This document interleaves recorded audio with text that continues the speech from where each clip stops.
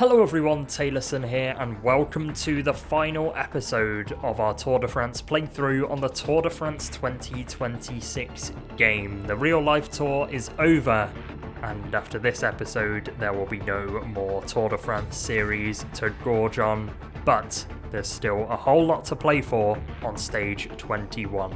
And although the podium battle and the yellow jersey are all but sealed, Pogacar 2 minutes 12 ahead of Jonas Vingegaard and Paul Seixas 2 minutes 40 clear of Remco Evenepoel in 4th, we've got a battle on our hands between 5th and 6th.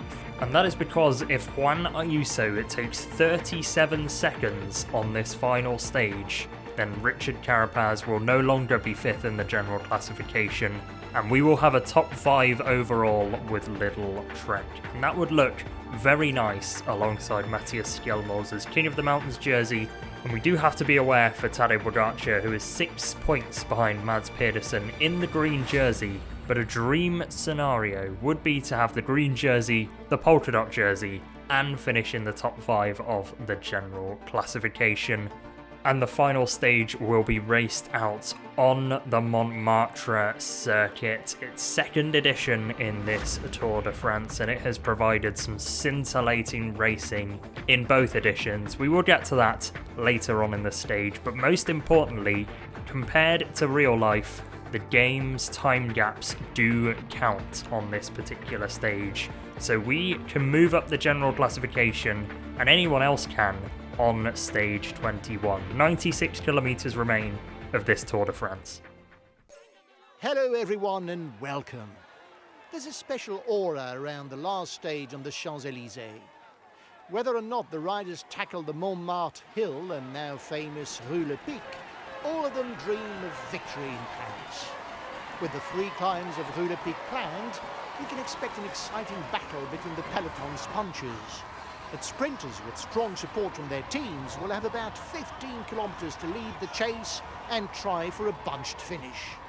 So the stage is underway then, and we're trying to get Quinn Simmons up the road. But most importantly, rain is falling in Paris, and that could mean rainy cobbles, which could mean all sorts of trouble for the peloton. We're trying to get Quinn Simmons up the road and act as a satellite rider for the Montmartre ascents, because I think Juan Ayuso could really try and put some time into Richard Carapaz. Whether he puts 37 seconds in, I'm not so sure, but he can certainly take some time. We're in the leading group at the moment, though, of 5 riders, with Fred Wright, Dorian Gordon, Seb Berwick, and actually, if we wait up for these guys, then we now have a group of 10 at the front that we can really work with when it comes to the breakaway. And that could mean we have more options to play with towards the end of this stage. I'm going to have 1 rider protecting Mads Pedersen and 1 rider protecting Juan Ayuso. So with the breakaway comfortably up the road, it might be a good time to review our fantasy team at this Tour de France, which we've been fairly regularly keeping track of throughout this race. And now it's the end of the Tour de France, I can officially reveal that I am in the mid-pack of Tour de France YouTubers, because we lost to Lucas in the Fantasy League, but we did comfortably beat Tim Soski. We finished 19th of the 84 in the Lucas League, and I think that's a solid result for my team. Having Pogacar and Del Toro certainly helped out, and the late switch to Max Canter as our sprinter kind of worked, especially on the Paris circuit. Heading towards the intermediate sprint, and so much is going on screen at the moment. The gap to the peloton is 2 minutes and 10 seconds, but not only that, Jasper Philipsen and Mathieu van der Poel have attacked away from the peloton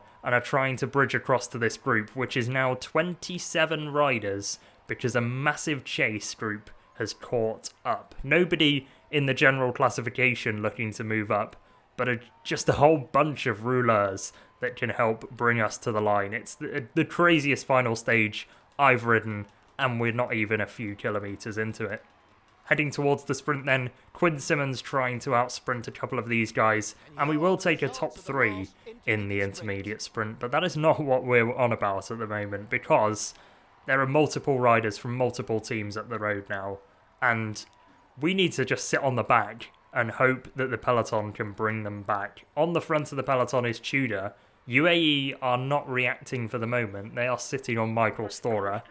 But this is craziness on the road at the moment. The real-life Tour de France, though, this year has finished off with a bang, certainly. I'm surprised that Pogacar didn't take the opportunity for a stage win on that second Alpe d'Huez stage, but in the end, I suppose he wanted the picture with Isaac Del Toro, but I don't get why you would want that, because that's what Paris is for anyway. Anyway, that's my hot take for the day, over with.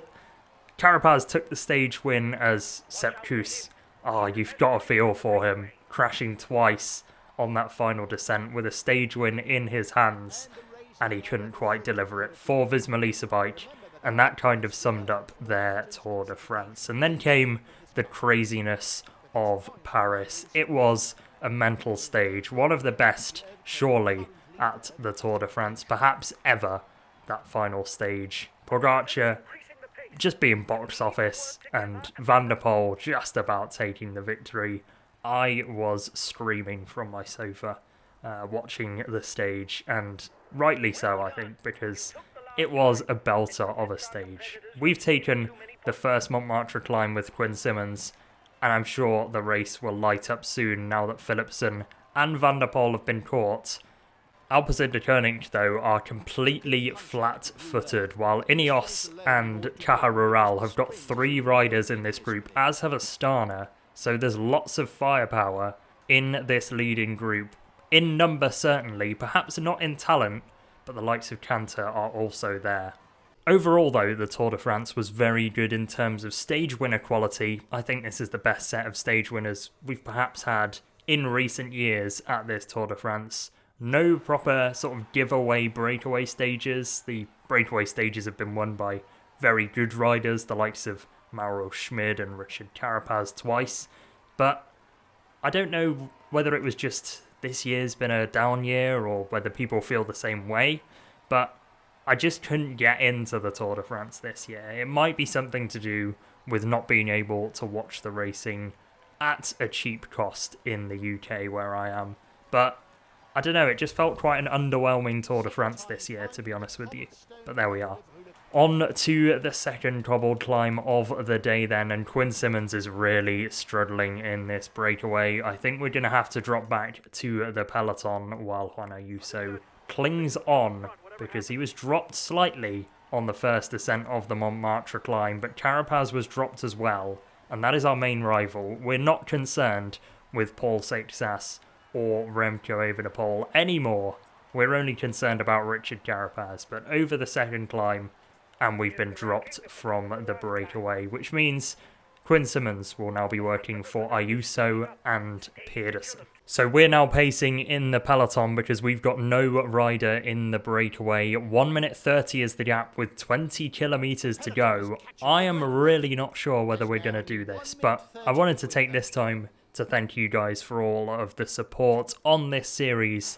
It has been a real test for me to try and upload 21 stages of the Tour de France in time with the real life stages happening, and to be honest, I didn't do it. I almost did it, but there were a few mistakes here and there, but that's fine. And I've really enjoyed this series looking back on it. There were times where I had real burnout, but in the end, I've had a great time, and hopefully that has reflected through these videos. So yeah, thank you for all the support, and sorry for being a bit soppy. But Remco Evenepoel interrupts that with an attack, which is nice because that means I don't have to talk about soppy stuff like that. So Evenepoel is attacking before the final climb of Montmartre, and now the race begins in earnest because the GC favourites are going to try and catch up. Richard Carapaz is towards the front, and we have to launch an attack now with Juan Ayuso. It is now or never for the Spanish rider to try and take some time in the GC. We've got Remco Evenepoel with us, and hopefully he can work for us like he worked for Richard Carapaz on the previous stage, towing him up Alpe d'Huez on that final climb to take 5th position ahead of us. So Remco, you've got some redemption work to do for Lidl-Trek. Is EF reacting in the peloton? We've got Pedersen at the back of a group of 11 riders that are chasing us and Remco Evenepoel for the stage win, but I've not got enough energy to take this one all the way to the line. I need Remco to give me a couple of turns here, and I need to sit on the back of Dorian Gordon and Aldani, who are not working, but Tadej Pogacar in the yellow jersey is bringing this move back. He is clearly anti Juan Ayuso gaining time on Richard Carapaz, but us and Remco against Asgreen and Pogacar, I don't think this is going to work. We're going to still give it a try because Carapaz could be in danger, but I'm not seeing where it's going to happen. So Ayuso has been caught after that acceleration, and now I'm going to try a counter-attack with Mads Pedersen just to increase the pace in this peloton. We're going to try and get up to Jorgensen and Remco because the stage win at the moment is going to the breakaway. 40 seconds is the gap between Pedersen and the leading group of 11. This stage is completely nuts, and what a way to finish this series. GC time gaps mattering as well means so much more to this stage. Jorgensen is not going to pace because he's got Jonas Vingegaard behind, but the group is now down to 8 riders. Carapaz is still clinging on to the leading group. Pogacar looks pretty cooked, and we are gaining time with Mads Pedersen. It's just that we're going to run out of energy in the grand scheme of things, because I think this group of 9 at the front of the race are going to win it. We'll find out though shortly.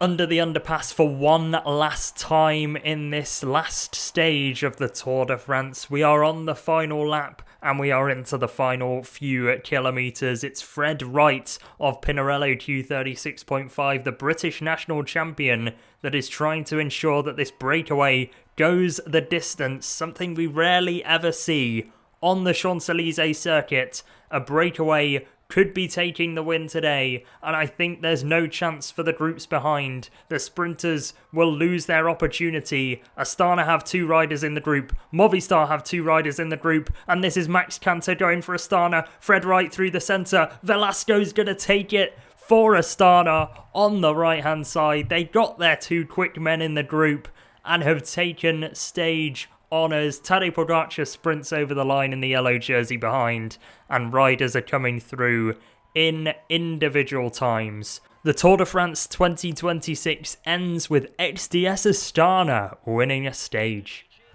So Simone Velasco, the unlikely winner on the Champs-Élysées, the former Italian national champion, gets a win at the French Grand Tour, and perhaps it was thanks to Max Canter launching the sprint as early as he did. He takes the stage win, but there is no surprise in who finishes in the yellow jersey.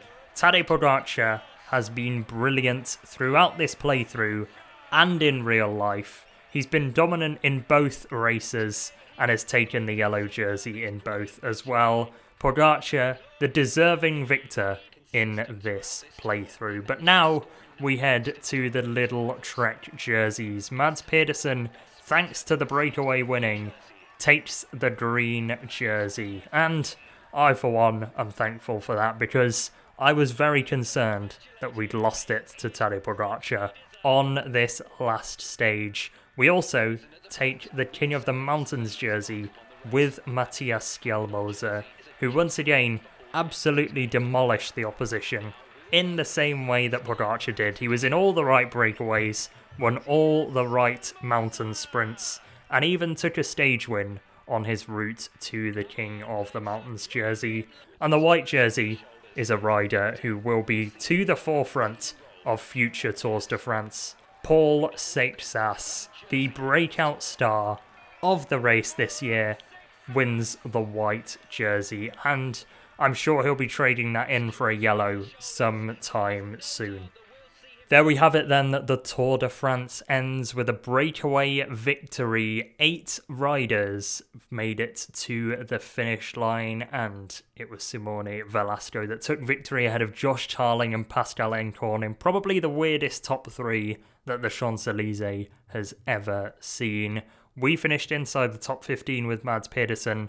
Tadej Pogacar finished 11th, and we didn't gain any time on Richard Carapaz. But that means the GC is unchanged. Tom Stroins actually moves into the top 15, which means we've got 3 riders in the top 15 of the Tour. But Pogacar wins the Tour de France, 2 minutes 12 ahead of Jonas Vingegaard second, Paul Seixas third at 11 minutes.